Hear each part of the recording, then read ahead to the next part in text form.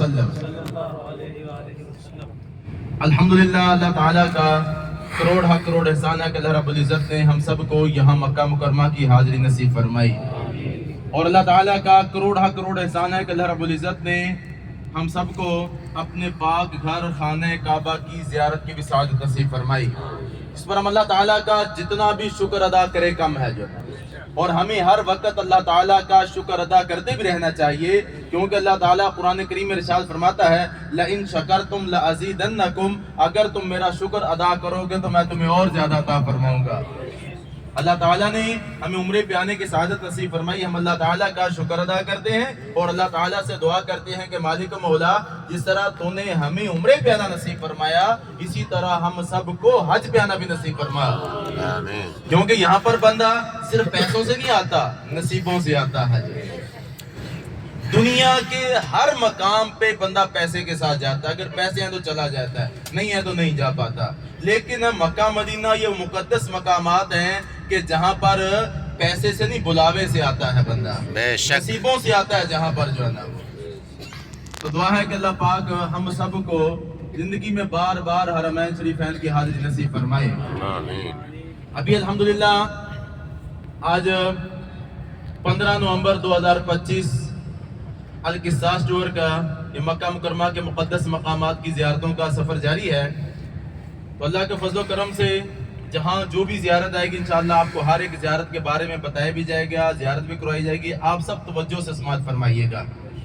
अगर आपस में बातें करेंगे, बाहर एक दूसरे को इशारे करेंगे, ये चीज़ देखें वो देखें, दूसरा खुद भी समझ नहीं आएगी, साथ वाले भी परेशान होंगे। हो सकता है आप में से पहले कुछ ऐसे होंगे कि जिनको अल्लाह पाक ने पहले भी सआदत नसीब फरमाई हो कि हज उम्रा किया हो, ज़ियारतें की हो, फिर भी आपने आपस में एक दूसरे को नहीं बताना। इंशाअल्लाह मैं खुद आपको हर ज़ियारत के बारे में बताऊंगा भी, ज़ियारत भी कराऊंगा, लेकिन आप सबकी तवज्जो मेरी तरफ होनी चाहिए। ताउन करेंगे ना इंशाअल्लाह?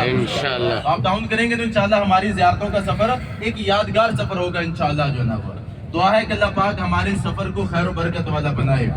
अल्हम्दुलिल्लाह, यहाँ मक्का मुकरमा में सबसे बड़ी जो ज़ियारत है वो माशाअल्लाह खाना काबा की ज़ियारत है। यकीनन अल्लाह ताला ने हमें वो ज़ियारत नसीब फरमाई है। वो खाना काबा, इसके बारे में हदीस पाक के अंदर आता है कि जहाँ पर रोजाना अल्लाह ताला की 120 रहमतें नाज़िल होती हैं। कितनी रहमतें नाज़िल होती हैं? 120। सित्तून लित्ताइफीन हौलल बैत, फरमाया कि 60 रहमतें खाना काबा का तवाफ करने वालों पर नाज़िल होती हैं। वअरबाउन लिल मुसल्लीन, और 40 रहमतें नमाज पढ़ने वालों पर नाज़िल होती हैं। वअशरून लिन्नाज़िरीन अल बैत, और 20 रहमतें खाना काबा की ज़ियारत करने वालों पर नाज़िल होती हैं। सुभान अल्लाह। अल्लाह ताला की रहमत का एक जर्रा भी नसीब हो जाए, बंदे का बेड़ा पार हो जाता है। जहाँ पर रोजाना अल्लाह ताला की इतनी रहमतें नाज़िल होती हूँ तो वहाँ फिर क्या आलम होता होगा। तो हमें चाहिए कि हम अपना ज्यादा से ज्यादा वक्त हरम शरीफ के अंदर गुजारें, वहाँ तवाफ करें, नवाफिल पढ़ें, कुरान पाक की तिलावत करें, या वहाँ पर बैठे सिर्फ खाना काबा को देखते ही रहेंगे तो फिर भी अल्लाह की रहमतें नाज़िल होती रहेंगी इंशाअल्लाह जनाब। कोशिश करेंगे ना इंशाअल्लाह। अल्लाह पाक हम सबको हरम पाक की बरकतों से माला माल फरमाए। और अभी जो आगे हमारी ज़ियारत आएगी वो हमारी ज़ियारत है जबले सौर की, जिसके ऊपर गारे सौर। कौन सी ज़ियारत है? जबले सौर। जबल अरबी में पहाड़ को कहते हैं, ठीक है ना। जबले सौर, जिसके ऊपर गारे सौर, जहाँ पर नबी करीम सल्लल्लाहु अलैहि वसल्लम ने जब मक्का मुकरमा से मदीना मुनव्वरा की तरफ अपनी हिजरत का सफर फरमाया, जब आप मक्का पाक छोड़ के मदीना पाक तशरीफ लेकर गए तो उस दौरान आप 3 दिन रातें गारे सौर में रहे थे। और ये वही गारे सौर है जिसके अंदर सांप ने हजरत अबू बकर सिद्दीक रज़ियल्लाहु ताला अन्हु के पाँव पे डसा था। नबी करीम अलैहिस्सलाम के मुबारक लुआब दहन की बरकत से अल्लाह पाक ने उनको शिफा अता फरमा दी थी। और ये वही गारे सौर है कि जिसके मुंह पे मकड़ी ने जाला बुना था, कबूतरी घोंसला बना के अंडे दे के बैठ गई थी। और काफिर जब नबी करीम अलैहिस्सलाम को तलाश करते हुए जब उस गार के पास पहुंचे, कहने लगे हो सकते इस गार में होंगे, तो देखा गार के मुंह पे मकड़ी ने जाला बुना, कबूतरी अंडे दे के बैठी हुई है। कहने लगे गार हमें बड़ी पुरानी लगती है, चलो यहाँ से वापस चलते हैं। तो वो काफिर फिर वहां से वापस चले आए थे। वो जाहिर तो मकड़ी का जाला था, लेकिन हकीकत में वो अल्लाह की तरफ से पहरा था। वो ورنہ آپ کو پتا ہے کہ مکڑی کا جالا تیز ہوا سے بھی ٹوٹ جاتا ہے. قرآن کریم کے 20ویں پارے کی سورت ہے سورۃ العنکبوت. عنکبوت عربی میں مکڑی کو کہتے ہیں. اس کے اندر اللہ تعالیٰ نے فرمایا کہ وَإِنَّ أَوْهَنَ الْبُيُوتِ لَبَيْتُ الْعَنكَبُوتِ. فرمایا کہ مکڑی سب سے کمزور گھر بناتی ہے. تو سب سے کمزور گھر بنانے والی مکڑی نے دنیا کا سب سے مضبوط جالا بنا تھا غار ثور پہ جو ہے. بے شک. اور جب کافر غار کے پاس کھڑے باتیں کر رہے ہیں تو ان کی آواز غار کے اندر جب حضرت ابوبکر صدیق رضی اللہ تعالیٰ نے سنی تو نبی کریم علیہ السلام کی بارگاہ میں کہنے لگے یہ کافر ہمارے قریب آ گئے ہیں کہیں ایسا نہ ہو کہ ہمیں پکڑ لیں. اللہ تعالیٰ نے اس واقعے کا ذکر 10ویں پارے میں سورۃ توبہ میں بیان فرمایا کہ ثانی اثنین اذ ہما فی الغار اذ یقول لصاحبہ لا تحزن ان اللہ معنا. نبی کریم علیہ السلام نے حضرت ابوبکر صدیق رضی اللہ تعالیٰ سے فرمایا کہ لا تحزن ان اللہ معنا, تم گھبراؤ نہیں اللہ ہمارے ساتھ ہے. جو تو فرماتا ہے میرا سارا خوف ختم ہو گیا, مجھے بالکل اطمینان سکون ہو گیا. جو اب ہمیں اسے کیا سبق ملتا ہے کہ بندے پر جتنے مرضی مشکل حالات آ جائیں, چاہے ساری دنیا بھی ساتھ چھوڑ جائے, تو پھر بھی بندے کا ایک کامل یقین ہونا چاہیے کہ میرا اللہ میرے ساتھ ہے. جو ہمارا لوگوں پر بڑا بھروسہ ہوتا ہے کہ فلاں افسر کے ساتھ فلاں سیٹ کے ساتھ میرے بڑے تعلقات ہیں, مجھے کوئی پریشانی میں اس کے پاس جاؤں گا, ایسا کروں گا ویسا کروں گا. حالانکہ حالات آ جائیں اللہ تعالیٰ اس کے لیے ہر مصیبت سے نکلنے کا راستہ پیدا فرما دیتا ہے.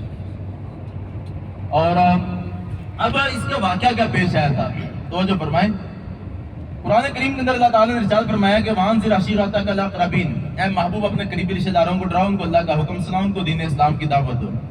نبی کریم علیہ السلام نے اپنے خاندان والوں کو جمع کیا, دین کی دعوت دی, وہ لوگ اٹھ کے چلے گئے. کچھ عرصے کے بعد پھر اللہ کی طرف سے حکم آیا کہ فَاصْدَعْ بِمَا تُؤْمَرُ وَأَعْرِضْ عَنِ الْمُشْرِكِينَ, کہ اے محبوب آپ کو اس بات کا حکم دیا گیا ہے, آپ اعلانیہ طور پہ کہہ دیں اور مشرکوں سے منہ پھیر لیں. پہلے حکم تھا صرف قریبی لوگوں کو دین کی دعوت دینی ہے, پھر اللہ کی طرف سے حکم آیا کہ سب کو دین کی دعوت دیں, اللہ اعلان دین کی دعوت دیں. بخاری شریف کی حدیث پاک ہے صعد نبی صلی اللہ علیہ وسلم علی صفا فجعل ینادی یا بنی عدی یا بنی فہر لبطون قریش. نبی کریم علیہ السلام آپ صفا پہاڑی کے اوپر تشریف لے گئے, جہاں صفا مروہ کی صحیح کرتے ہیں, تو آپ نے بنی عدی بنی فہر قریش کے قبیلوں کو جمع کیا. جب سب لوگ جمع ہو گئے تو آپ نے فرمایا کیا لوگو, اگر میں تمہیں یہ کہوں کہ اس پہاڑ کے پیچھے ایک لشکر ہے جو تم پر حملہ کرنا چاہتا ہے, کیا تم میری اس بات کو مان لو گے؟ تو سب نے بیک زبان ہو کر کہا کہ ہاں ہم آپ کی بات کو مان لیں گے, کیونکہ ہم نے آپ کی زبان سے ہمیشہ سچ ہی سنا ہے. سب بولے سبحان اللہ سبحان اللہ. اور ہم نے انشاءاللہ مکے کی چیزوں کو نا اللہ کے ذکر پہ گواہ بنا کے جانا ہے انشاءاللہ, ٹھیک ہے نا. بلند آواز اللہ کا ذکر کرنے کا فائدہ یہ ہوتا ہے کہ جو چیز اللہ کا ذکر سن لے گی وہ قیامت والے دن اللہ کی بارگاہ میں اس بندے کی گواہی دے گی. جو ہے اب توجہ فرمائے کہ اب وہ کافر جو آپ کو صادق اور امین کہتے تھے, کافر اپنے کافروں کے پاس بھی اپنے مانتے نہیں رکھواتے تھے, بلکہ وہ کافر لوگ نبی کریم علیہ السلام کے پاس اپنے مانتے رکھواتے تھے کہ یہ وہ ہستی ہے کہ اس کے پاس اگر امانت رکھیں گے تو اس میں خیانت نہیں ہوگی. جو ہے نا وہ کافر آپ کے اعلان نبوت سے پہلے آپ کو صادق اور امین کہتے تھے, لیکن جب آپ نے ان کو فرمایا کہ میں تمہارے سمجھانے کے لیے کہا تھا, فرمایا سنو میں اللہ کا رسول ہوں, تم مجھ پر ایمان لے آؤ, بتوں کی بندگی چھوڑ کر خدا وحدہ لا شریک کی عبادت میں لگ جاؤ. یہ بت تمہیں کوئی نفع نقصان نہیں دے سکتے, یہ پتھروں کی بے جان مورتیں تمہیں کوئی فائدہ نہیں پہنچا سکتی. جب ان کافروں نے باتیں سنی, اب وہی کافر جو آپ کو صادق اور امین کہتے تھے وہی آپ کے دشمن ہو گئے. جو اور ان میں ابو لہب بدبخت بھی تھا. جو نا اور وہ بس ادھر ہی کہیں لگانا آگے, پھر وہ ابو لہب بدبخت کہنے لگا کہ بھتیجے یہی باتیں سنانے کے لیے تو نے ہمیں بلایا ہے, سمجھ میں نہیں آیا کیا تو نے سنایا ہے. جب اس نے اس طرح کی باتیں کی وہ دوسرے کافر بھی چلے گئے. نبی کریم علیہ السلام کو اس بات کا بہت صدمہ ہوا. آپ نے دین اسلام کی تبلیغ کا سلسلہ جاری رکھا تو کچھ لوگ دائرہ اسلام میں داخل ہوتے گئے, مسلمانوں کی تعداد بڑھتے سے مسلمانوں کی تعداد بڑھتی گئی تو ویسے ویسے کافروں کے ظلم و ستم بھی بڑھتے گئے, اور کافروں کے ظلم و ستم معاذ اللہ اس حد تک بڑھ چکے تھے کہ انہوں نے نبی کریم صلی اللہ علیہ وآلہ وسلم کو شہید کرنے کا ارادہ کر لیا. تو کافر اس ناپاک ارادے کے ساتھ تلواریں لے کے رات کے وقت نبی کریم علیہ السلام کے گھر کے باہر کھڑے ہو گئے, تاکہ جب آپ اپنے بستر پر لیٹ جائیں گے, سو جائیں گے, آپ پر حملہ کر کے معاذ اللہ آپ کو شہید کر دیا جائے گا. تو پھر اللہ تعالیٰ نے آپ کو مکہ سے مدینہ کی طرف ہجرت کا حکم فرمایا. تو آپ پہلے یہاں جبل ثور پہ آ کے 3 دن رہتے رہے تھے. ابھی ہماری زیارت ہے جبل ثور کی, انشاءاللہ یہاں نیچے اتر کے زیارت کرتے ہیں. تو جب گاڑی سے نیچے اترنا ہے، جیسے حاجی صاحب نے بتایا تھا کہ آپ سب نے کوئی اکٹھے رہنا ہے، ساتھ رہنا ہے، انشاءاللہ آپ کو زیارت